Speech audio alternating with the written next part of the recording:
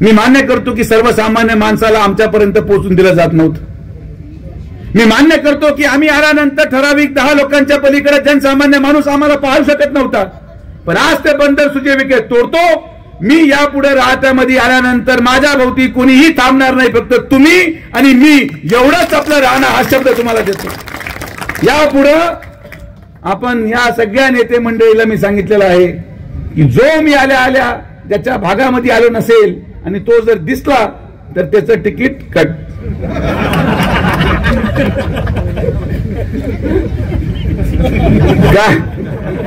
गाडीमध्ये बसायची स्पर्धा आहे आमच्याकडे.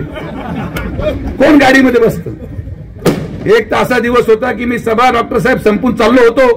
सभा संपल्यानंतर जेव्हा गाडीजवळ पोहोचलो, माझ्या व्यवसायाच्या अगोदर गाडीमध्ये 5 लोक बसलेले. मी म्हटलं लेख तुम्ही कधी बसले? ते म्हणले तुम्ही जेव्हा भाषण संपत आलं आम्हाला लक्षात येतं, आम्ही लगेच गाडीत बसून घेतलं. कोणी दुसरं बसलं तर म्हटलं तू एक काम कर ड्रायव्हर, म्हणलं एसी लाव. साहेब लोक बसलेत, तिथे एक स्कूटरवर माणूस चालला होता. म्हटलं थांब, त्याच्या मागे बसलो. म्हटलं चल, हे पुढारी गाडीत बसलेले त्यांना निवांत बसून.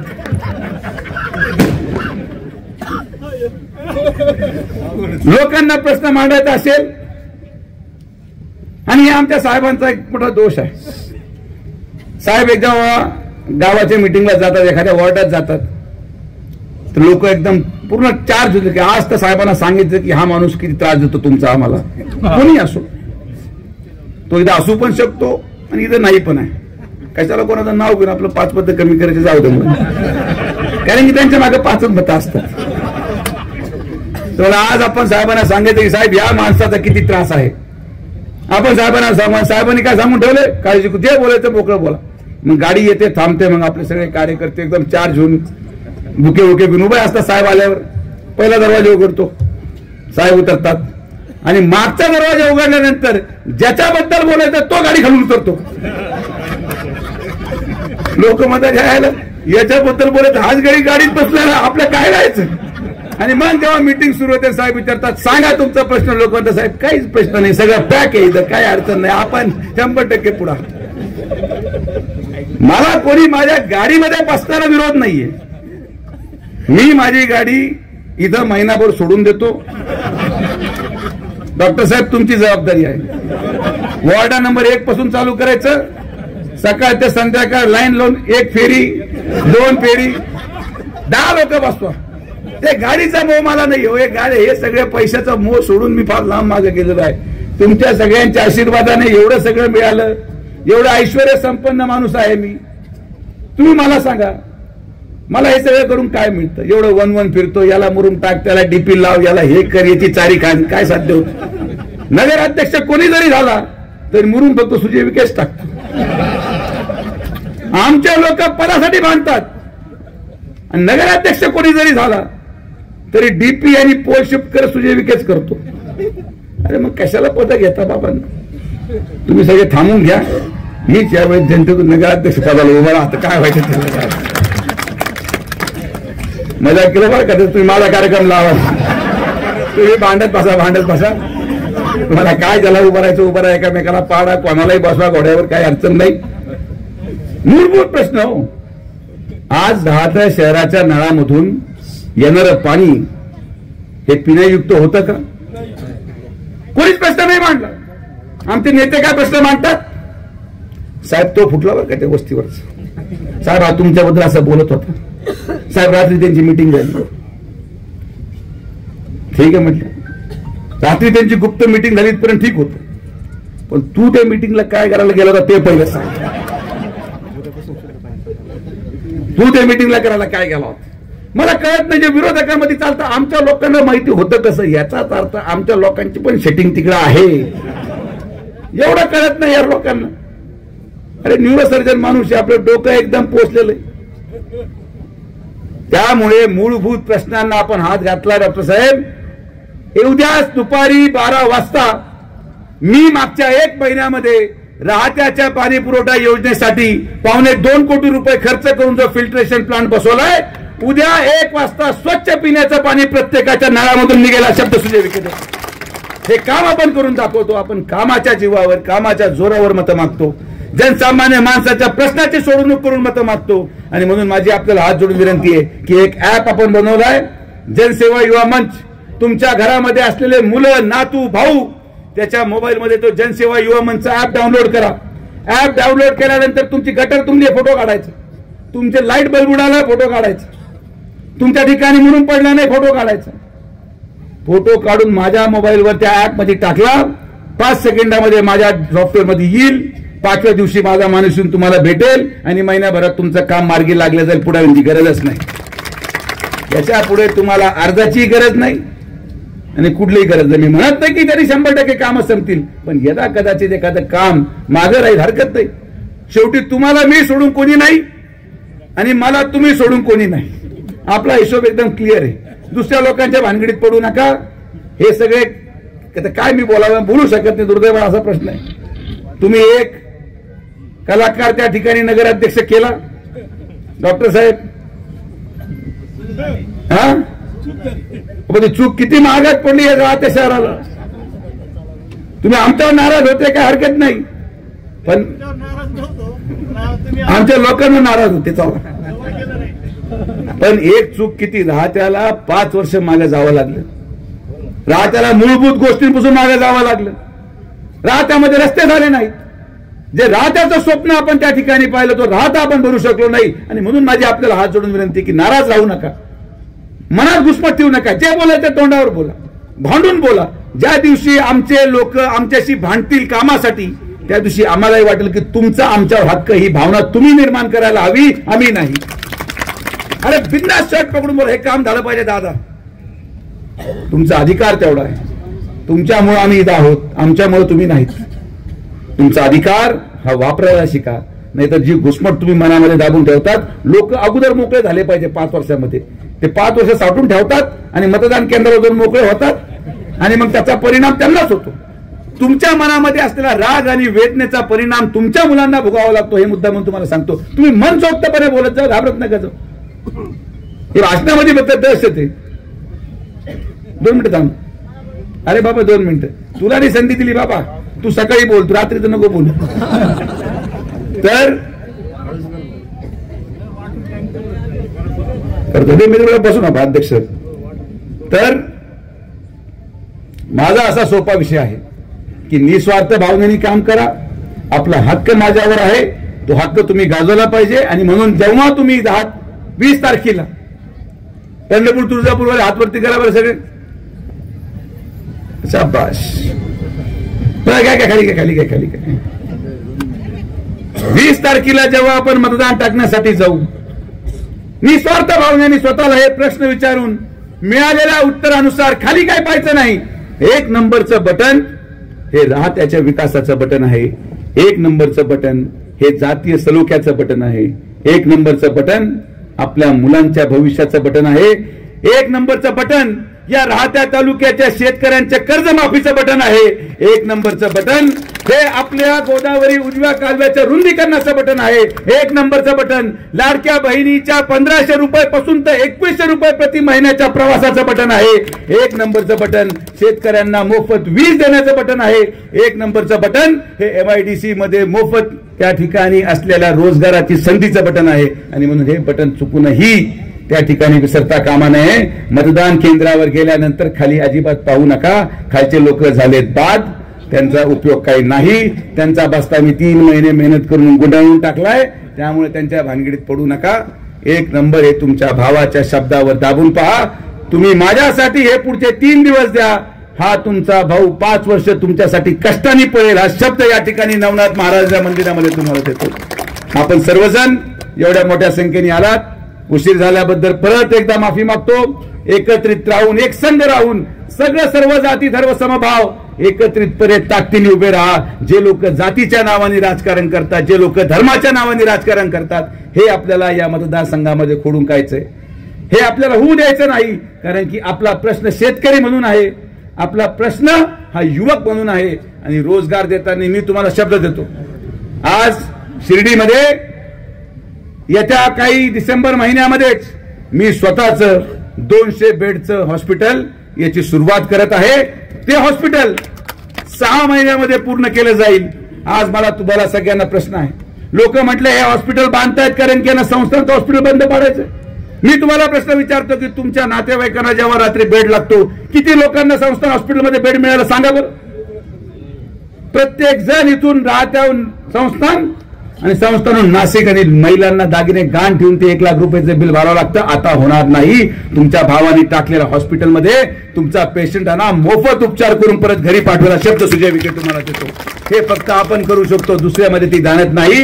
अरे ज्यांच्या गाडीचं डिझेल संगमनेरच्या पेट्रोल पंपवर भरलं जातं ते तुम्हाला काय देऊ शकतात हा विचार तुम्ही केला पाहिजे.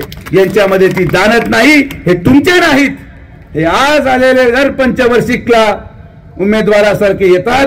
जसं प्रत्येक वर्षी तुम्ही यांचं बस्ता गुंडाळून परत पाठवला तसं यावेळेस देखील सगळ्यांना गुंडाळून पाठवा. एक एक चिन्ह घेऊन सगळे उभे आहेत. एक जणाचं रोड रोलर आहे ते तुमचा प्रपंच कधी सपाट करून टाकाल हे तुम्हाला कळणार नाही. एक जणाची सिलेंडरची टाकी आहे तो स्फोट कधी तुमच्या घरामध्ये घडून जाईल तुम्हाला कळणार नाही. एक जणाचं चिन्ह ग्लास आहे ते ग्लास कायम आयुष्यभर मोकळाच राहणार. आणि एक जणाचं चिन्ह आहे रिक्षा. चुकून सुद्धा वाट पाहतो रिक्षावाला म्हणू नका. वाट पाहावी लागेल पण विकासासाठी. कारण की या रिक्षावाले म्हणजे कोणते उमेदवार जे आहे जे रिक्षावाले चिन्ह घेऊन उभे आहेत. रिक्षावाल्यांबद्दल मी काही बोललो नाही, ते माझे मित्र आहेत, माझा भाऊ आहे. पण जे रिक्षाचं चिन्ह घेऊन उभे आहेत त्यांनी राहत्या शहराचं काय केलेलं आहे ते वाट पाहतो रिक्षावालो नाही, वाट लावतो रिक्षावाला. अशी परिस्थिती त्या उमेदवाराची आहे की त्यांनी राहत्या शहरामध्ये या ठिकाणी सर्वसामान्य माणसाच्या वेदनेची कदर केली नाही, त्याला मिळालेल्या मतदानाची कदर केली नाही आणि सर्वसामान्य माणसाचं रक्त सोकत या राहत्याला 5 वर्ष मागे नेलं. अशा माणसाला तुम्ही मतदानातून जागा दाखवल्याशिवाय थांबायचं नाही हा विश्वास या ठिकाणी व्यक्त करतो. निस्वार्थ भावनेने प्रेम करा, विश्वास ठेवा. डोळे बंद करून एक डोळे बंद म्हणजे डोळे बंद असे अंतर्मनातून डोळे बंद करा, नाही तर मतदान केलं डोळे बंद करून डोळे बंद करून विश्वास ठेवा आणि डोळे उघडून बटन दाबा. म्हणजे 1 नंबरचं बटन हे आपल्या विकासाचं बटन आहे. सर्वांगीण विकासासाठी परत एकदा माननीय नामदार राधाकृष्ण विखे पाटील साहेबांना या मतदारसंघामध्ये नेतृत्व करण्यासाठी सर्वसामान्यांचा आशीर्वाद आपण द्याल हा विश्वास व्यक्त करतो. महायुतीचं सरकार येणार आणि आपल्या सगळ्यांच्या आशीर्वादाने परत एकदा माननीय नामदार राधाकृष्ण विखे पाटील साहेब या मंत्रिमंडळामध्ये मंत्रिपदाची शपथ घेतील हा विश्वास मी व्यक्त करतो. परंतु मी का हात वरती करायला लावला तुळजापूर पंढरपूर यासाठी की तुमच्या भावाने तुम्हाला नेलं. लोक तुम्हाला शिर्डीला सुद्धा नेत नव्हते. मी काय फार मोठं काम केलं नाही, पण जर तुम्हाला वाटत असेल की तुमच्या जीवनामध्ये मी काही बदल केला असेल, जर या ठिकाणी पीक विमा आलेल्या शेतकऱ्यांना वाटत असेल की मी त्यांच्या जीवनामध्ये काही बदल केला असेल तर 20 तारखेला असलेलं मतदान आणि 23 तारखेला आहे निकाल आणि 24 तारखेला आहे तुमच्या भावाचा वाढदिवस. आणि त्यामुळे मला या ठिकाणी तुमच्याकडून माझ्या वाढदिवसासाठी माझ्या वडिलांना 1 लाखाचं मताधिक्य हे भेट पाहिजे आणि तुम्ही ते द्याल हा विश्वास या ठिकाणी व्यक्त करतो. आज राहता येथील श्री नवनाथ महाराजाच्या या पावन प्रांगणामध्ये उपस्थित असलेल्या या कार्यक्रमाचे अध्यक्ष माननीय ज्येष्ठ नेते भागुनाथजी गाडेकर, उपस्थित असलेले सर्व, खरं यादी फार मोठी आहे, ही आपण झेरॉक्स करू आणि सगळ्यांना वाटून देऊ. म्हणजे सगळे मान्यवर जे आलेले आहेत ते सगळ्यांना लक्षात राहतील. व्यासपीठावरील सर्व आमचे सन्मान्य मान्यवर आलेल्या सर्व आमच्या लाडक्या बहिणी, सर्व आलेले सन्मान्य शेतकरी, सन्मान्य पत्रकार आणि युवक मित्रांनो, आजचा कार्यक्रम फार वेगळ्या दृष्टिकोनातून महत्वाचा आहे. ज्या ज्या लोकांच्या मनामध्ये राहत्यामध्ये असलेली जी शंका असेल त्यांना या सभेचा फोटो दाखवा, ती शंका सगळ्यांची दूर होऊन जाईल. सर्वात प्रथम आपल्याला एवढा वेळ थांबावं लागलं त्याबद्दल आपले सगळ्यांची मनापासून माफी मागतो. मी खासदार असताना एवढा डिमांड मध्ये नव्हतो, जेव्हा आता डिमांड मध्ये आलो. मला इतकं एका ठिकाणी 1 तास धरलाय पण तिथं 1.5 तास जातो. कोणी इकडून ओढतंय, कोणी तिकडून ओढतंय, फोटो कोण काढतंय, कोणचा कॅमेरा कोणाच्या हातात आहे, माझ्या शेजारी उभा आहे त्याचा कॅमेरा तिकडे, मी तिकडे पाहू राहिलो, काय गोंधळ. पण ठीक आहे, आणि त्यामुळे कोणाला नाही म्हणता येत नाही. अगोदर युवक होते, त्याच्यामध्ये लाडक्या बहिणींची भरती झाली, मग त्याच्यानंतर आता कार्यकर्ते आणि संच वाढत चालला आणि जसं जसं वातावरण बदलत चाललं आणि आपण 1 लाखाच्या मताधिक्याकडे वाटचाल करत आहोत, तसं तसं लोकांचं प्रेम जे मला मिळत आहे त्या दृष्टिकोनातून सगळ्यांना प्रेम घेता घेता आणि देता देता या ठिकाणी यायला उशीर झाला. अनेक मुद्दे मांडले गेले, आमच्या अध्यक्ष महोदयांनी अनेक प्रश्न मांडले. मला एक प्रश्न तुम्हाला पण आहे. तुमचा प्रश्न माझ्याकडून अपेक्षा नोकरीची आहे का लग्नाची आहे हे मला अजून कळलं नाही.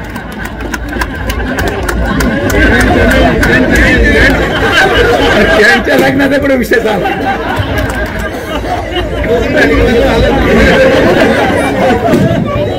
नोकरीच्या दृष्टिकोनातून आपण MIDC सुरू केलेली आहे, पण ती पण काळजी करू नका. लग्नाच्या दृष्टिकोनातून आपण वधूवर सूचक केंद्र देखील सुरू करू, त्या बाबतीत काही शंका असायचं कारण नाही. जे जे लोक बिना लग्नाचे राहिलेत त्यांना माझ्याबरोबर अर्धा तास फक्त फिरू द्या. त्यांची इच्छा, आकांक्षा आणि अपेक्षा सगळी थांबून जाईल, मी तुम्हाला खात्रीशीर सांगतो.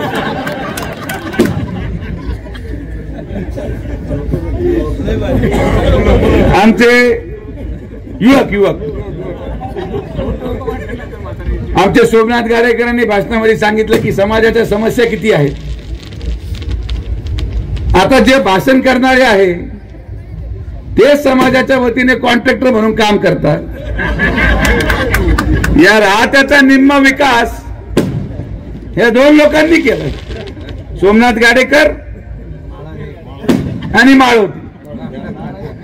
हेच रस्ते करू राहिले. त्यामुळे तुमचा जास्त अभ्यास आहे. माझी अपेक्षा एवढीच आहे की काम मी करेल, पण समाजाच्या वतीने जेव्हा तुम्ही काम कराल तर तो रस्ता 5 वर्ष तरी फुटला नाही पाहिजे, असं काम तुमच्या माध्यमातून झालं पाहिजे.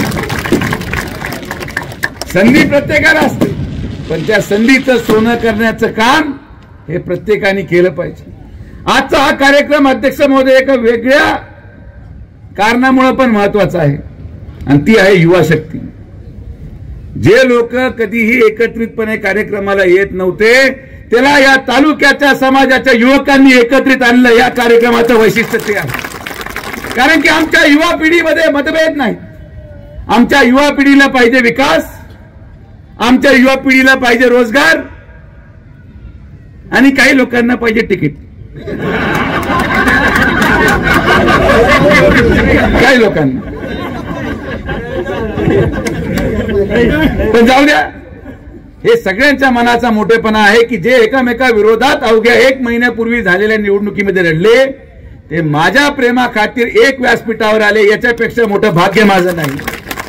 असे कार्यकर्ते कमवणं, निस्वार्थ भावनेने कमवणं. मला खासदारकी नको, मंत्रीपदही नको, असे कार्यकर्ते जर मी कमवू शकलो तर हेच माझं मुख्यमंत्रीपद, हेच माझं प्रधानमंत्रीपद आणि हेच माझं खासदारकी. लोकतांत्रिक प्रक्रियेमध्ये पदाला कधीच महत्व नसतं. आज एवढे लोक समाज बांधव या ठिकाणी आले, मी माझी आहे, चला आजीला पण आणून दाखवा. 5 लोक गोळा होणार नाहीत, पण एका माझीसाठी एवढे लोक 10 वाजेपर्यंत थांबून ठेवलं. हे आपले प्रेमाने कमवलेले लोक असतात. माणसाची ओळख त्याच्या कर्तृत्वाने आणि त्याच्या कार्याने केली जाते. आज प्रचाराचा जर आपण दिशा पाहिली तर आमचे शेजारचे मित्र आणि शेजारचे लाडके आमदार ज्यांचं 40 वर्ष हसण्यामध्ये गेलं, त्यांनी या मतदारसंघामध्ये प्रत्येक सभा घेऊन पाहिली. जिल्ह्याचे नेते आले, राज्याचे नेते आले, देशाचे नेते आले, म्हणजे आज जे आले ते. मला पत्रकार किरण बाबळेने विचारलं की आज देशाच्या नेत्या प्रियंका गांधी येऊन गेल्या, तुम्हाला वाटतं काही बदल होईल? म्हणतात या प्रियंका गांधींना नवनाथ महाराजांचं मंदिर कुठे माहिती आहे का? प्रियंका गांधींना माहिती आहे का की या ठिकाणी स्वप्नील गाडेकर आणि सचिन मेत्रे एकत्र कसे आणायचे? जे व्यक्ती या स्वातंत्र्यानंतर पहिल्यांदा राहत्यामध्ये आले त्यांच्यावर राहता कसा विश्वास ठेवणार? आणि या ठिकाणी प्रत्येक वेळेस मगाशी गाडेकर साहेब मागच्या आठवड्यामध्ये महाराष्ट्राचे जाणते राजे इथं वीरभद्र महाराजांच्या प्रांगणामध्ये येऊन गेले. दर 5 वर्षामध्ये एकदा येतात. जेव्हा जेव्हा कधी विखे पाटील उभे असतात तेव्हा ते येतात. हे दोन्हीही व्यक्तिमत्व अवकाळी पावसासारखे आहेत. आणि अवकाळी पाऊस हा शेतकऱ्यांसाठी सगळ्यात नुकसान देणारी गोष्ट असते. म्हणून अवकाळीच्या भरोशावर आपण आपली शेती करणार नाही. जो सातत्य ठेवतो, जो लोकांसाठी अविरतपणे काम करतो, त्याच्या मागे जनता उभी राहते. आणि मग जेव्हा मी हा विचार केला की आता राहिलं काय, जिल्ह्याचे नेते आणून पाहिले, राज्याचे नेते आणून पाहिले, देशाचे नेते आणून पाहिले, तुम्हाला आश्चर्य वाटायला नको की 18 तारखेला सांगत्याला समोरचे उमेदवार हे कधी यदा कदाचित असं होऊ शकतं की अमेरिकेचे राष्ट्रपती देखील या ठिकाणी त्यांच्या प्रचाराला येऊ शकतात. जेवढा प्रचार ते आपल्या इथं करतायत तेवढ्या माझ्या पुढची गर्दी वाढतच चालली. मला काय गणितच कळना काय गडबड आहे. 10 सभा घेऊन झाल्या तरी इथं एक मत हालायला तयार नाही. मी फक्त 1 आठवडा फिरून आलो तरी लोक म्हणायचे आता हा पडला. ही तुमच्यासारख्या दिलेली ताकद या सर्वसामान्य मुलामध्ये आहे. हे कामाच्या माध्यमातून आणि सर्वसामान्य माणसाच्या विकासाच्या माध्यमातून आपण काम करून दाखवलं. आज आपल्याला फार चर्चा आणि भाषण करायची गरज नाही. मी काय फार तुम्हाला विश्लेषण करणार नाही. सोप्या भाषेत मतदानाचं महत्व काय हे अवघ्या 5 मिनिटांमध्ये सांगतो. अनेक लोक आज इथं आलेले या राहत्या तालुक्यांनी ठरवलंय आमदार कोण करायचं. तुम्ही कितीही भाषणं करा, तुम्ही कितीही पॅम्पलेट वाटा, बऱ्याच लोकांचं ठरलेलं आहे की आमदार कोण आहे. पण जे बांधावरचे लोक असतात जे हा विचार करतात की आता आपण काय केलं पाहिजे यावेळेस, त्यांना मी फॉर्म्युला सांगतो. तो फॉर्म्युला तुम्ही अंमलात आणा.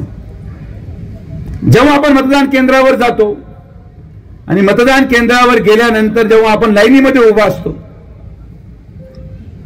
एक जण पुढं एक जण मागं, त्याला विचारतो काय करायचं, पाठीमागचा विचारतो काय करायचं. कोणाला विचारू नका, स्वतःला 2 प्रश्न विचारा.